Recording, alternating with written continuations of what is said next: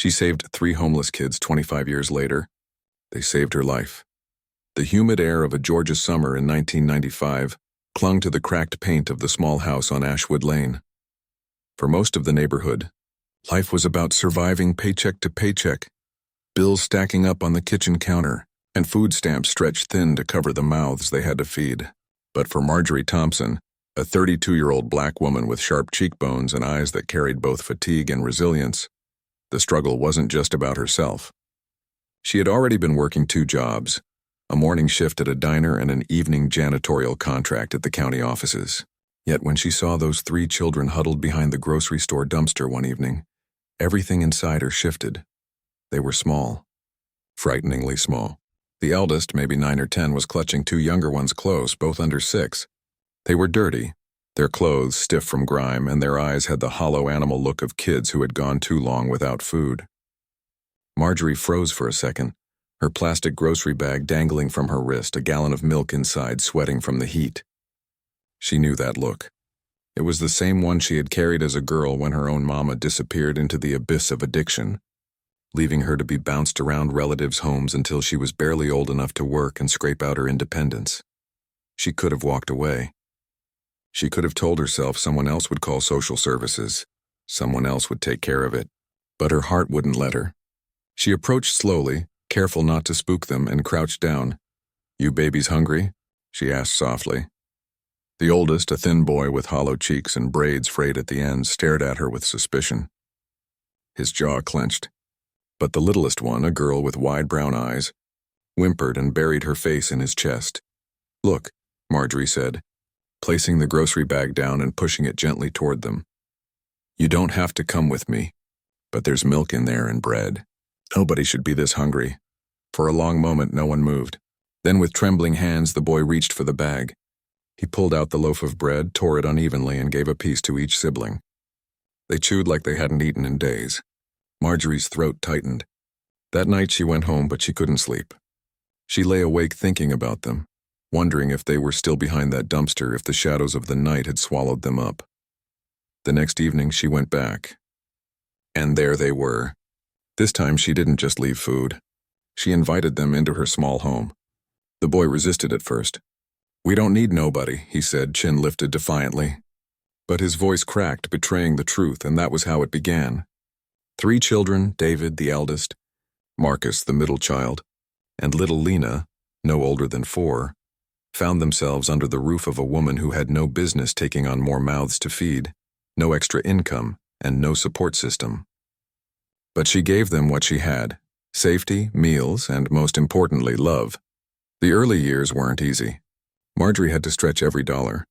She clipped coupons religiously, packed lunches out of peanut butter sandwiches and dollar store apples, and fought to keep the electricity from being cut off. She also dealt with the bureaucracy of a system that looked at her sideways, questioning why a single black woman with no blood relation was taking in 3 homeless children. Social workers visited, skeptical and condescending, noting every scuff mark on the floor, every crack in the wall. But Marjorie held her ground. At night, she'd tuck them in with lullabies her grandmother used to sing. "Go to sleep, little baby. Mama's gonna buy you a mockingbird." The kids clung to her like a lifeline. For the first time, they had someone steady, someone who showed up day after day. Slowly, David's hardened exterior softened. Marcus's nervous twitching calmed. Lena's nightmares began to fade, but as much as Marjorie gave them, she didn't realize how much they were giving her. They filled her quiet house with laughter, with chaos, with purpose. On the morning she wanted to give up, when her body ached from scrubbing office floors until midnight, the sight of 3 kids eating cereal at her tiny kitchen table reminded her why she kept going. The years turned into decades. Against the odds, all 3 children thrived. David excelled in school, earning a scholarship to study law. Marcus developed a knack for business and eventually opened his own small construction company.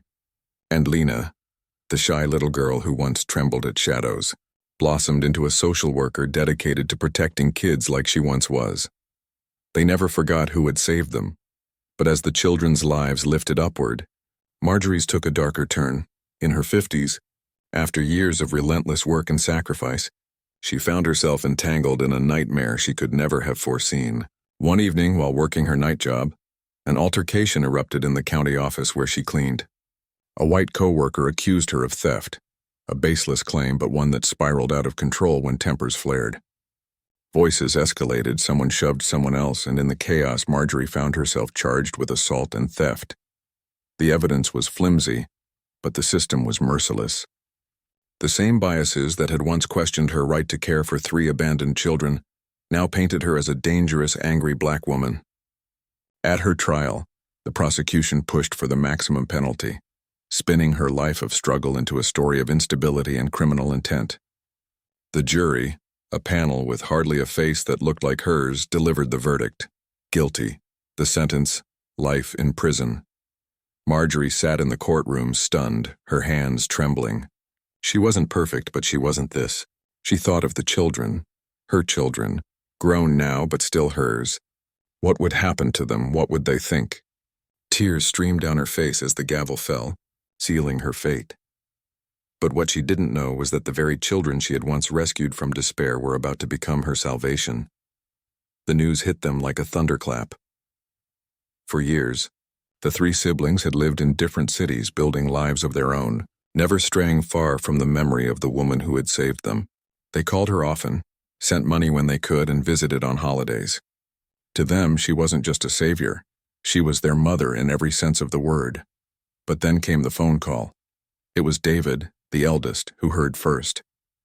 A colleague in the courthouse whispered it to him. "Isn't your mom Marjorie Thompson? She just got sentenced to life. Life, man." At first he thought it was some mistake, maybe another woman with the same name. But when he rushed to confirm, reality slammed into him. His mother, the woman who had rescued him from a life of hunger and despair, was sitting behind bars, condemned to die in prison for a crime she didn't commit. David's heart clenched as he sank into his office chair. He had studied law for this very reason, to protect the innocent, to fight back against injustice. But he had never imagined the innocent one he'd be fighting for would be her. That night he called his siblings. Marcus's voice crackled over the line. "What do you mean, life sentence? That don't even make sense. Mom has never even had so much as a speeding ticket." His voice shook with anger.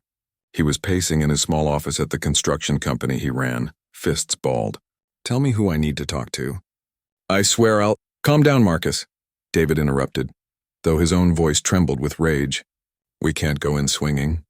We need strategy. We need evidence. We need to do this the right way."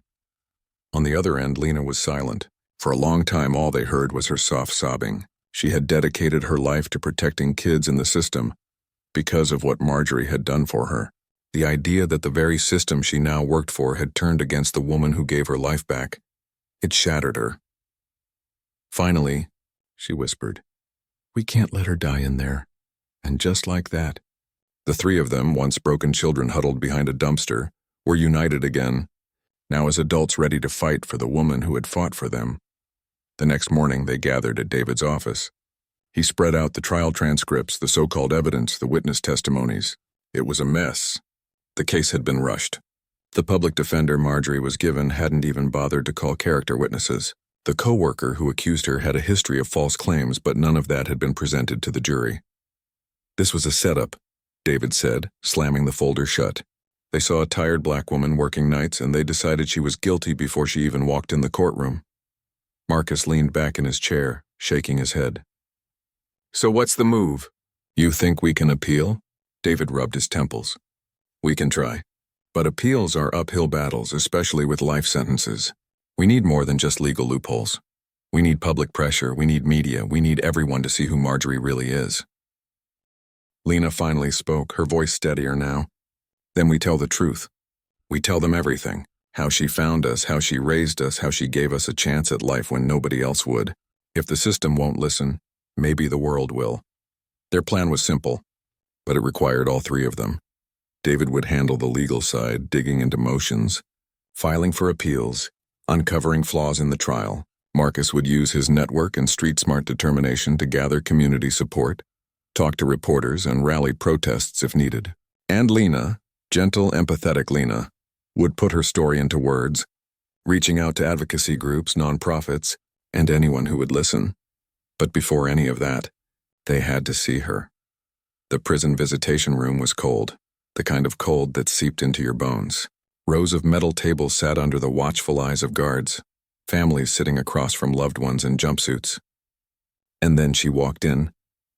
Marjorie looked smaller somehow, her frame swallowed by the drab orange uniform, but her eyes, those same sharp, resilient eyes, still carried that familiar fire. When she saw them, her lips trembled, and she pressed her hand to her mouth as tears welled. "My babies," she whispered, her voice breaking. They rushed to her, hugging as much as the rules allowed, gripping her hands tight as if afraid she'd vanish. "Why didn't you tell us?" Marcus demanded, his voice cracking with emotion. "Why didn't you call?" Marjorie shook her head. "I didn't want you worrying. You all worked so hard to make something of yourselves. I didn't want to pull you back into my mess." David leaned forward, his eyes burning. "You are not a mess, Mama. You are the reason we're even alive, and we're not going to let them bury you in here." For the first time since the sentencing, a small smile touched her lips. "I raised fighters, didn't I?" "You raised more than that," Lena said softly, squeezing her hand. "You raised survivors. Now it's our turn to save you." The weeks that followed were a whirlwind. David dug through every page of the trial record, finding inconsistencies in witness statements and procedural errors. He contacted colleagues and mentors, calling in every favor he had earned over years of hard work. Marcus threw himself into the streets, organizing rallies, plastering flyers with Marjorie's story, and calling out the injustice on every corner. His booming voice echoed at city council meetings and community gatherings. "This woman took in 3 homeless children and raised them into productive citizens. And now you want her to die in prison for a crime she didn't commit? Not on our watch." Lena, meanwhile, wrote. She poured her heart into articles, blog posts, and letters, telling the world about the woman who had saved her life. One of her letters went viral online. 25 years ago, I was a scared little girl hiding behind a dumpster. Today, I am a social worker, a wife, a mother, because one woman chose love over fear. That woman is now facing life in prison for something she didn't do. Please help us bring her home." The story spread. News outlets picked it up. Nonprofits and advocacy groups rallied behind them. Soon Marjorie's name wasn't just a case number in a courthouse, it was a headline, a movement, a cause. But even with momentum building, the fight was far from over. The system didn't bend easily. Judges were reluctant, prosecutors doubled down, and every legal step forward felt like wading through quicksand. One night, after another long day of rejection letters and closed doors, Marcus slammed his fist against the wall. "They don't care. They don't care what she did for us or who she is. They just want to keep her locked up because it's easier." David looked at him, his jaw tight. "Then we make it impossible to ignore." And so they pushed harder. They weren't just fighting a legal case anymore. They were fighting decades of systemic injustice, prejudice, and indifference. But they had one thing the system didn't: the unbreakable bond of a family forged in fire. And for Marjorie, that bond might be the only thing that could bring her home. The storm truly began when Marjorie's case hit the evening news. Local reporters showed her face on TV screens across Georgia, telling the story of the woman who had taken in 3 homeless children and was now condemned to die behind bars. The coverage was mixed. Some anchors painted her as a tragic figure failed by the system, while others framed her as a woman with a hidden violent streak. But one thing was certain: people were talking. Within weeks, the siblings' campaign gathered momentum. David filed an official appeal, Marcus organized a march that shut down 2 city blocks, and Lena's viral letter was picked up by a national outlet. For the first time, the case that the county had tried to quietly bury was front-page news. But visibility came with a price. The pushback was immediate. The district attorney's office doubled down, releasing statements calling Marjorie a danger to her community and insisting her conviction was supported by the facts. Anonymous callers left hateful messages on the siblings' phones, some spewing racial slurs, others sneering that if she's in prison, she belongs there. At one rally, Marcus stood on the courthouse steps with a megaphone, telling Marjorie's story to a growing crowd. But as he spoke, counter-protesters arrived, shouting him down, holding signs that read, "Respect the jury and keep criminals locked up." The tension thickened until police arrived to keep the groups apart. That night, Marcus sat in his car, fists tight on the steering wheel, staring at the glow of the streetlights. His wife, sitting beside him, placed a hand on his arm. "They're trying to break you," she said softly. "They're trying to break her," Marcus muttered, his jaw clenching. "And I'll burn the whole damn courthouse down before I let them." Meanwhile, David was drowning in paperwork. He stayed late in his office night after night, combing through the trial record, legal precedents, and case law. His eyes burned, his desk was littered with coffee cups, and his mind buzzed with frustration. The system was designed to resist correction. Appeals required proving not just innocence but error, mistakes in law, procedure, or due process. And while David found plenty of holes in the original trial, sloppy witness statements, missing evidence logs, and a public defender who had practically slept through the proceedings, the courts moved at a snail's pace. One evening, Lena stopped by his office. She looked at him over the piles of documents. "When was the last time you ate something that didn't come from a vending machine?" she asked gently. David chuckled bitterly. When was the last time the system cared about an innocent black woman behind bars? She came closer, resting a hand on his shoulder. "It's not just about the system, David, it's about us. We have to survive this fight too. Mama wouldn't want you to kill yourself trying to save her." He sighed, leaning back in his chair. "I know. But every day she spends in there feels like another day we failed her. I can't stop. Not until she's free." Lena herself carried her own quiet burden. She spent her days at the social services office, working with children who reminded her of herself, and her nights writing letters, attending meetings, and speaking at events about Marjorie's case. But behind her calm exterior, the weight was crushing. One evening, she sat at her desk long after everyone else had gone home. She stared at a photo on the wall, her and Marjorie at her college graduation, arms wrapped around each other, both smiling with pride. A tear slipped down her cheek. How many other mothers are locked away like her? She whispered to herself. How many kids are out there waiting for someone like her to come save them, and she's stuck in a cell? She wiped her tears, straightened her back, and returned to her writing. Her pen scratched furiously across the page, telling the story again and again, determined that someone, anyone with power, would listen. "It means," David said, his eyes alight for the first time in weeks, "we might have a way to get her back in court." The siblings rushed to share the discovery with Marjorie. When they sat across from her in the visitation room, David laid out the papers with shaking hands. "Mama, they hid evidence. They lied. We can use this." Marjorie looked at the papers, then at her children. Her lips trembled. "Do you really think it will work?" Then came the breakthrough. Buried in the old case files, David discovered a crucial detail. The co-worker who had accused Marjorie of theft had changed their testimony 3 times, shifting details about where the supposed altercation took place, what time it occurred, and even what items were allegedly stolen. Even worse, the prosecution had failed to disclose that this co-worker had been disciplined multiple times for dishonesty and misconduct at work. "This is Brady material," David said, slamming the file onto the table where his siblings sat. "Exculpatory evidence that was never turned over to the defense. That's a constitutional violation." Marcus blinked. "So what does that mean?" "It has to," David said firmly. But Marjorie shook her head slowly. "Baby, I've been alive long enough to know the system don't like to admit when it's wrong. They'll fight this tooth and nail." Marcus leaned forward, gripping her hand. "Then we'll fight harder. You fought for us when we didn't have a chance. Now it's our turn." Tears filled Marjorie's eyes as she squeezed their hands. For the first time since the trial, a flicker of hope stirred in her chest. The siblings pressed on. David filed motions citing the hidden evidence, demanding a new trial. Advocacy groups amplified the discovery, blasting the injustice on social media. Marcus organized the biggest rally yet, drawing hundreds to the courthouse steps, their chants echoing through the streets. "Free Marjorie! Free Marjorie!" The pressure grew so intense that local officials began to squirm. News anchors debated the case nightly. Politicians dodged questions about it at press conferences. Letters poured into the governor's office demanding clemency.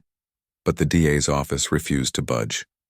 In a press release, they called the siblings' efforts a desperate attempt to rewrite history, and insisted the conviction was firmly supported. The fight had escalated into a war of wills, one woman's life caught in the balance. Then came the hearing. A date was set for the court to review the new evidence. The siblings sat in the courtroom, their hands intertwined as Marjorie was led in wearing shackles. Cameras flashed, reporters whispered, and the air was thick with tension. David stood to argue the motion. His voice rang out clear and steady, but inside his heart pounded. He presented the evidence, the inconsistencies, the withheld files. He told the story not just of a flawed trial, but of a woman whose entire life had been defined by sacrifice and love. When he finished, the courtroom was silent. The judge leaned back, expression unreadable. "We will take this under advisement," the judge said coolly. "A ruling will be issued in due time." The gavel struck and the hearing was over. As guards led Marjorie away, she turned her head just long enough to meet her children's eyes. Her lips formed 3 silent words: "I love you." And then she was gone again, swallowed back into the belly of the prison. The wait for the ruling would stretch into weeks, maybe months. But the siblings knew one thing for certain. The system was finally listening. And for the first time in a long time, freedom didn't feel impossible. The weeks that followed the hearing were some of the longest of their lives. Every morning, David checked the courthouse docket, scanning for updates. Every day, nothing. Lena carried her phone everywhere, waiting for the call that might change everything. Marcus couldn't sleep, his mind racing, his body tense as if any moment might require him to leap into action. And in prison, Marjorie waited too. She read her Bible in the mornings, worked in the laundry room during the day, and prayed at night. She tried to keep her spirit strong, but the silence of waiting gnawed at her soul. Finally, the ruling came. The siblings gathered in the courtroom, hearts pounding. The judge entered, his robe flowing, his face stern. He shuffled papers, cleared his throat, and began. "This court has reviewed the evidence presented by the defense. While it is concerning that certain information was not disclosed at trial, the court does not find sufficient grounds to overturn the conviction at this time. The motion for a new trial is denied." The words hit like a hammer. Denied. Marjorie's shoulders slumped. David's mouth fell open in disbelief. Marcus swore under his breath, clenching his fists. Lena pressed her hand to her lips, tears spilling down her cheeks. The gavel struck, and just like that, the slim hope they had been clinging to seemed to crumble. Guards led Marjorie away, her face etched with sorrow. She turned once to look at her children, her eyes apologizing, even though she had nothing to apologize for. The courtroom emptied, but the siblings sat frozen, stunned by the blow. That night, they gathered at David's apartment. The air was heavy, the silence suffocating. Marcus paced the floor like a caged lion, his voice sharp with anger. "They don't care. They don't care about evidence or truth or justice. They just care about protecting themselves. The system's rigged, and Mama's gonna die in there if we keep playing by their rules." "Marcus," David began. "No, man," Marcus snapped, pointing a finger. "You keep saying we need to trust the process, to follow the law. But the law don't give a damn about people like us. You think filing another motion is gonna change anything? They've already decided who she is." David slammed his fist on the table, startling both of them. "What do you want me to do, huh? Storm the prison? Break her out myself? I've given everything to this fight. Don't you dare act like I'm not doing enough." The room fell silent. Then Lena spoke softly. "Stop, both of you." Her eyes were red, her voice trembling, but steady.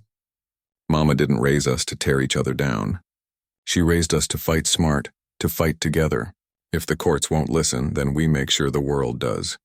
We keep pushing. We don't stop. We owe her that much." Her words hung in the air. Slowly, Marcus sat, running a hand over his face. David let out a long breath, rubbing his temples. They knew she was right, so they pressed on. They launched a national campaign, Justice for Marjorie. Celebrities tweeted about her. Activists took up her cause. Documentarians began filming. Newspapers ran op-eds about the woman who raised 3 homeless children only to be betrayed by the justice system. Marcus organized a march in Washington, D.C., drawing thousands. They carried signs with Marjorie's face, chanting her name. Lena spoke on the steps of the Lincoln Memorial, her voice echoing. 25 years ago, my siblings and I were children with no future. Marjorie gave us a home, a family, and a chance at life. Today, she is locked away unjustly. We will not rest until she is free." The crowd roared. Meanwhile, David prepared to take the fight higher. If the state courts wouldn't act, he would bring it to federal court. He filed a habeas corpus petition, citing constitutional violations in the original trial. It was a long shot, but it was their best hope. Inside the prison, Marjorie began to notice something strange. Guards who once sneered at her now looked at her with curiosity, even respect. Other inmates whispered, "You're the lady on the news, right? The one with the kids fighting for you?" Letters poured in, hundreds of them, from strangers across the country. Some shared their own stories of injustice. Others simply sent prayers. For the first time in years, she felt seen. One evening, during visitation, she looked at her children across the glass and smiled. "You all are stirring up the whole country," she said with a soft laugh.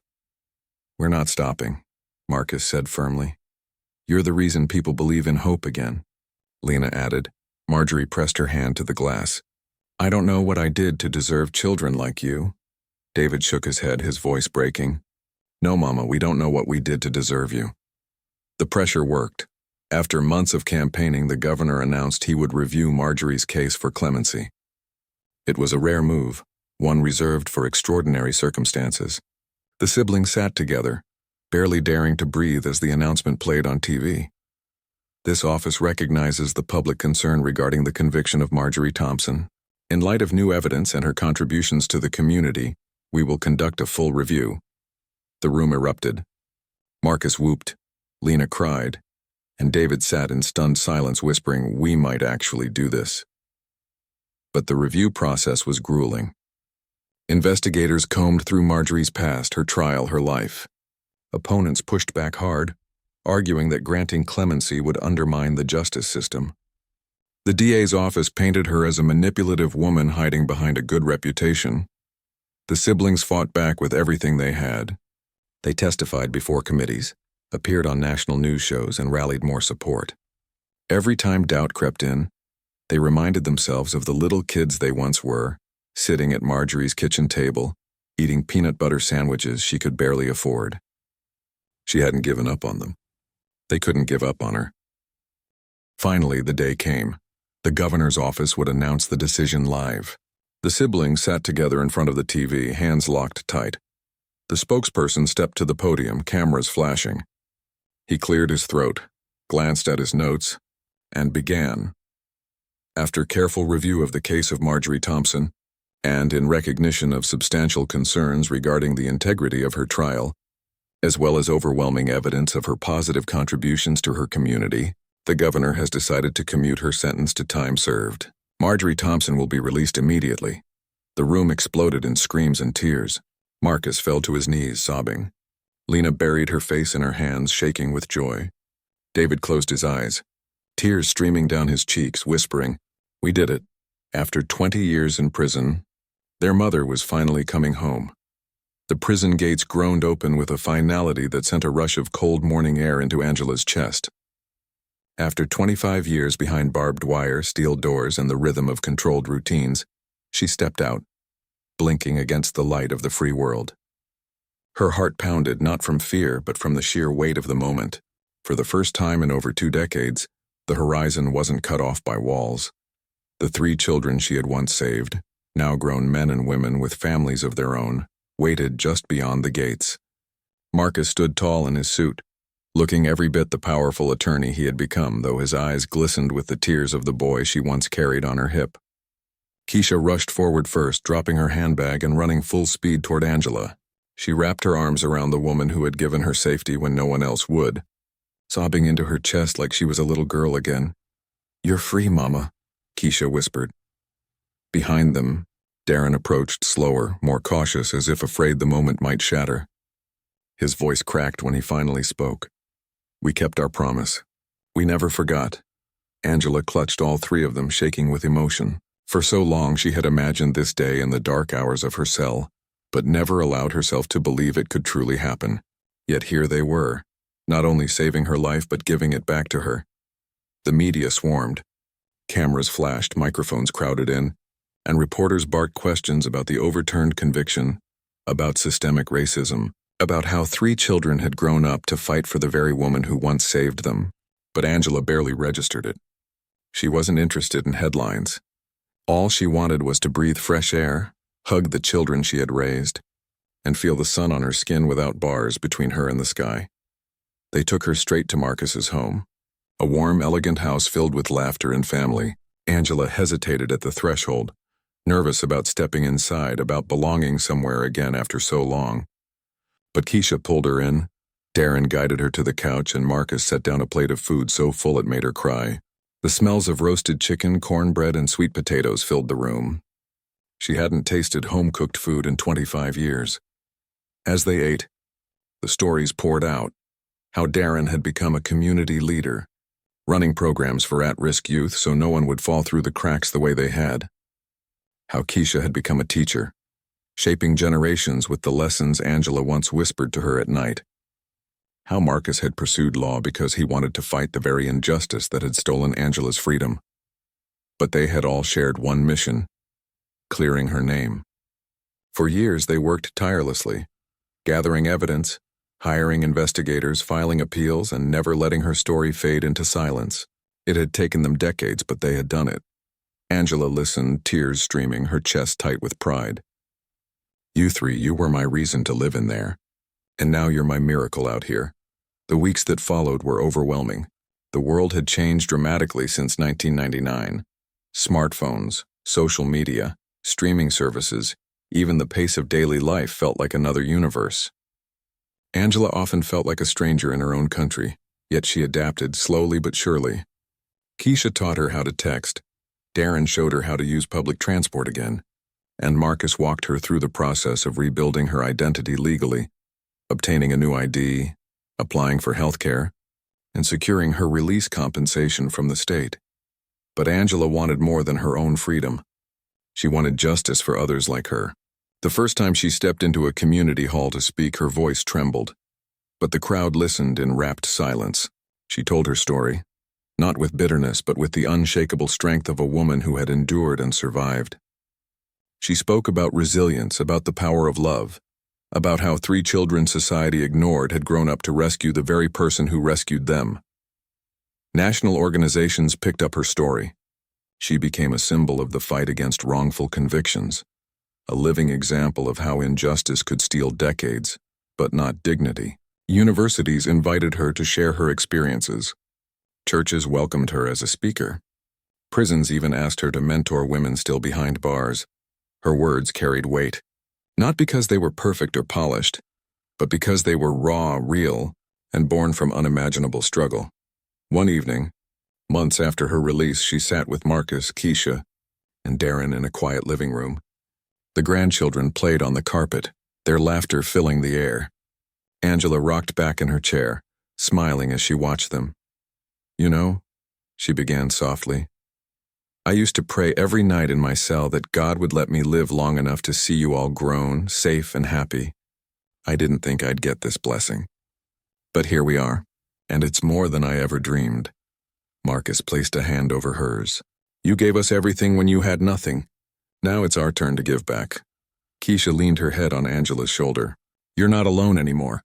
You'll never be alone again. Darren added, We didn't just save you, Mama. You saved us first. Angela's eyes filled, but she smiled.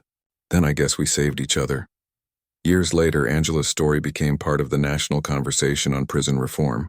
A documentary was made about her case, highlighting how a system could fail but also how love could persevere. Thousands wrote to her, saying her courage inspired them to fight, to forgive, to believe again. But for Angela, the real legacy wasn't the headlines, the speeches, or the recognition.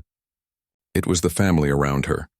The children she had once fed with borrowed bread and fierce determination, now standing tall with families of their own. Every time she tucked a grandchild into bed, every time she held hands with Keisha at church, every time she laughed with Marcus at a dinner table, or walked with Darren through the old neighborhood where it all began, she knew her life had meaning. The system had stolen 25 years from her, but it hadn't stolen her spirit. And because of love, because of 3 children who refused to forget, Angela's story was no longer one of tragedy, but of triumph.